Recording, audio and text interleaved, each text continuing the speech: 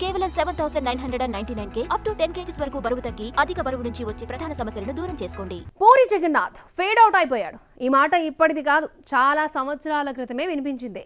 Double smart Shankar release తర్వాత confirm అయిపోయిందా? పూరి తను తీసిన కథలనే మళ్ళీ ఎందుకు తీస్తున్నాడు?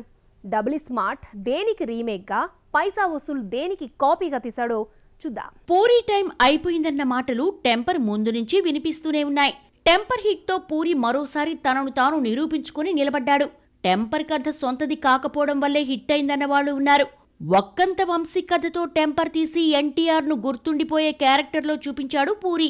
టెంపర్ తర్వాత పూరి తన కథలతో తీసిన సినిమాలన్నీ బాక్సాఫీస్ వద్ద చేతులెత్తేశాయి.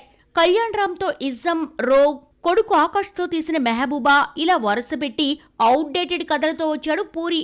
డైరెక్టర్ ఏ మూవీ చేసిన ఫ్లాపే అన్న గ్యారంటీ ముద్రపడింది. ఫ్లాపుల్లో కూరుకుపోయిన పూరిని స్మార్ట్ శంకర్ బయటపడేశాడు. హాలీవుడ్ మూవీ ప్రీ రీమేక్ తో ముఖ్యంగా రామ్ ఎనర్జెటిక్ పర్ఫార్మెన్స్ తో హిట్ కొట్టాడు. ఈ స్మార్ట్ శంకర్ లో చిప్ మార్చడం అనే కొత్త కాన్సెప్ట్ ఆడియన్స్ కు నచ్చింది.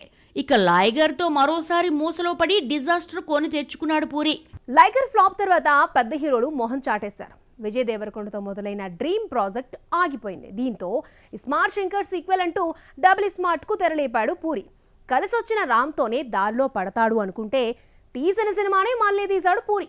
హిట్ మూవీ స్మార్ట్ శంకర్ కు సీక్వెల్ కావడంతో డబుల్ స్మార్ట్ కు హైప్ వస్తుంది. భారీ ఓపెనింగ్స్ వస్తాయనుకున్న పూరి ప్లాన్ వర్కౌట్ కాలేదు.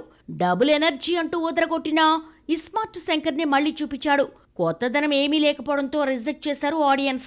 తన సినిమాలని కాపీ కొట్టి ఫ్లాప్స్ తీస్తున్నాడు పూరి. డైరెక్టర్ కెరీర్ లో ఎవర్ గ్రీన్ మూవీ అంటే పోకిరి గుర్తుకొస్తుంది. ఇప్పటికీ టీవీలో మంచి రేటింగ్స్ తీసుకొస్తున్న సినిమా ఇదే. మళ్లీ ఇదే కథను టచ్ చేసి ఫ్లాప్ చూశాడు పూరి. పూరి బాలయ్యతో పైసా వసూలు తీశాడు. గ్లిమ్స్ టీజర్ చూస్తే బాలయ్యను కొత్తగా చూపించాడని అందరూ అనుకున్నారు. తీరా సినిమా చూస్తే హీరోను మార్చి పోకిరి తీశాడు. తన తీసిన సినిమాలను మర్చిపోయి మళ్లీ అవే కథలు రాసుకుంటున్నాడా? హిట్ అయిన ఫార్ములా రిపీట్ చేస్తే హిట్ వస్తుందన్న నమ్మకమా? ఏడాదికి 2 సినిమాలు తీసే పూరి 2 ఏళ్లకో మూవీ తీసినా ఫ్లాపే అవుతోంది. ఆనాటి పూరిని చూడాలంటే డబుల్ స్మార్ట్ గా ఆలోచించాలే కానీ ఈ స్మార్ట్ గానే మళ్లీ తీయకూడదు.